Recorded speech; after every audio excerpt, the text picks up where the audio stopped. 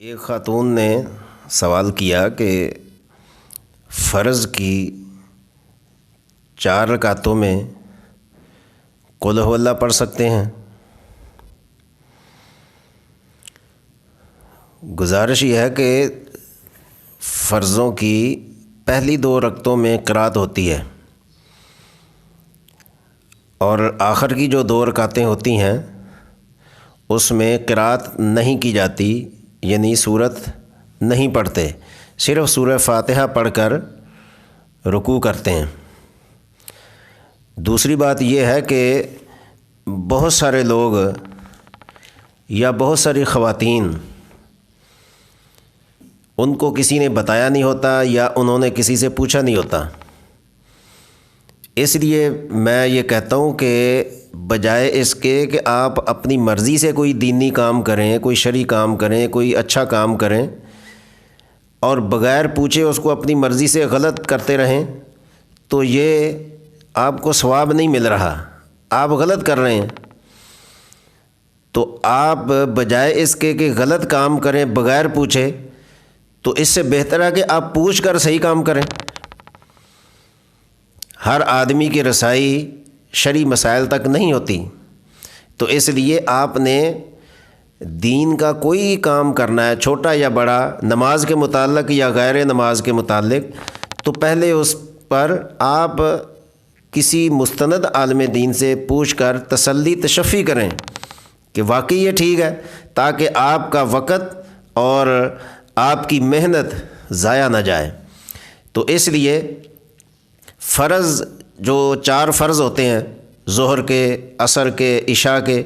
یہ 4 فرض والی نماز ہیں، تو پہلے 2 فرضوں میں آپ نے قرات کرنی ہے، یعنی سورت پڑھنی ہے قل ہو اللہ، اور آخری جو 2 رکعتیں ہیں نقادہ اولا کے بعد عبدہ و رسولہ تک پڑھ کے جب ہم کھڑے ہوتے ہیں، ان 2 رکعتوں میں آپ نے صرف سورہ فاتحہ پڑھنی ہے، قل ہو اللہ نہیں پڑھنی۔ دوسری بات یہ ہے کہ بہت ساری خواتین یا بہت سارے مرد بھی ایسے ہیں جو صرف قل ہو اللہ ہی پڑھتے ہیں اور قرآن پاک کی کوئی اور سورت یا کوئی اور آیت کہیں سے پڑھنے کو گناہ سمجھتے ہیں، نعوذ باللہ۔ حالانکہ کئی ایسے مسلمان ہیں جو اگرچہ حافظ بھی نہیں ہے، کئی خواتین ایسی ہیں جن کو قل ہو اللہ کے علاوہ بھی صورتیں آتی ہیں، آخری 10-12 صورتیں، 8 صورتیں تقریباً اکثر مسلمانوں کو یاد ہوتی ہیں، تو وہ قل ہو اللہ کے علاوہ اور کوئی صورت نماز میں پڑھنا گناہ سمجھتے ہیں۔ تو ایسی بات نہیں ہے، قرآن کریم میں سے کہیں سے بھی آپ کوئی آیت نماز کے اندر تلاوت کر سکتے ہیں۔ البتہ یہ یاد رکھیں کہ اگر آپ نے چھوٹی آیتیں پڑھی ہیں تو کم از کم 3 آیات ہوں، اور اگر 3 آیات نہیں، ایک ایسی بڑی آیت پڑھ دی ہے جو 3 آیات کے برابر ہے، تو آپ کی نماز ٹھیک ہے۔ تو کہیں سے بھی آپ قرآن پاک کی تلاوت نماز کے اندر کر سکتے ہیں، البتہ ترتیب کا لحاظ ضروری ہے کہ آپ نے ایک سورت پڑھی ہے تو اس کے بعد اگر چھوٹی صورتیں ہیں تو ایک سورت کو نہ چھوڑیں، 2 صورتیں پڑھ کر تیسری سورت تلاوت کریں۔ فرض کریں آپ نے پہلی رکعت میں سورۃ الکافرون پڑھ لی، تو اب آپ یا تو اذا جاء نصر اللہ پڑھ لیں دوسری رکعت میں، یا پھر اذا جاء چھوڑ دیں، تبت یدا چھوڑ دیں، قل ہو اللہ پڑھ لیں دوسری رکعت میں۔ تو اس طرح درمیان میں 2 صورتوں کا فاصلہ ہو، اس کو ترتیب کہا جاتا ہے۔ تو اس چیز کا خیال رکھیں تو آپ کی نماز جو ہے وہ درست ہوگی۔ کوئی بھی نماز کے متعلق مسئلہ ہو تو اس کو اپنے قریبی عالم دین سے، کہیں سے جس پر آپ کو اعتماد ہے، اس سے آپ پوچھ کے وہ عمل کریں، انشاءاللہ عند اللہ قبول ہوگا۔ دوسرا اس میں مسئلہ یہ ہے کہ ایک اور خاتون ہے، اس نے سوال کیا کہ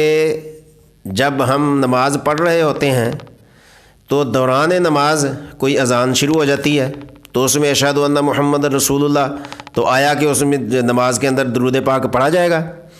یا ہم نماز پڑھ رہی ہیں گھر میں تو کوئی باہر سے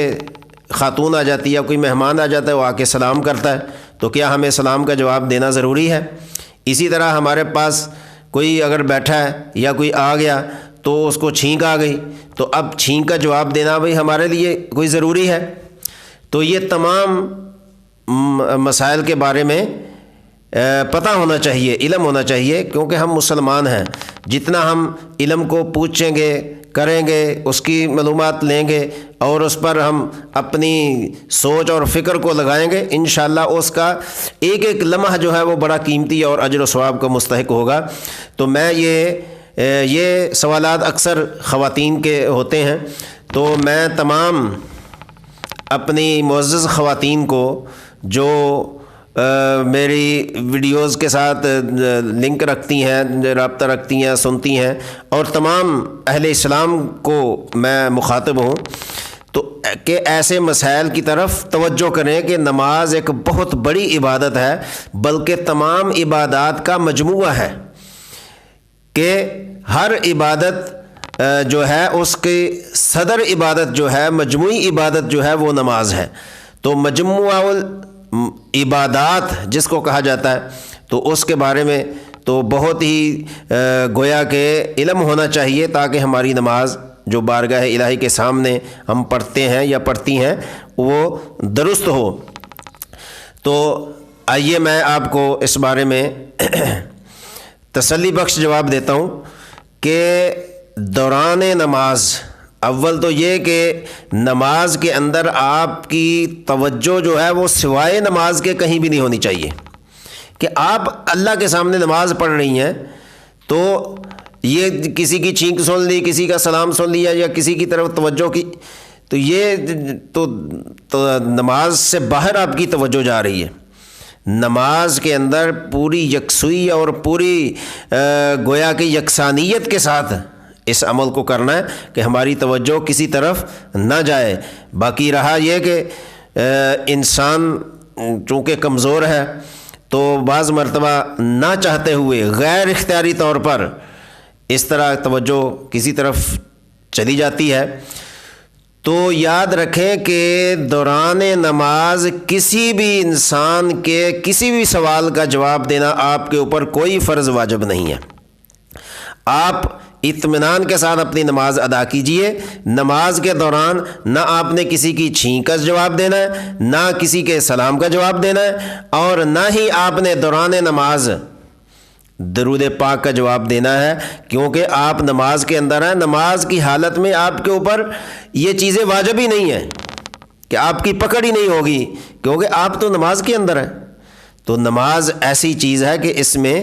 کسی طرف انسان کو متوجہ نہیں ہونا چاہیے، صرف اور صرف اگر توجہ ہو تو احکم الحاکمین کی طرف، اللہ رب العالمین کی طرف، تاکہ وہ ہماری اس عبادات کو اپنی بارگاہ میں قبول فرما کر اس کا پورا اجر و ثواب عطا فرمائے۔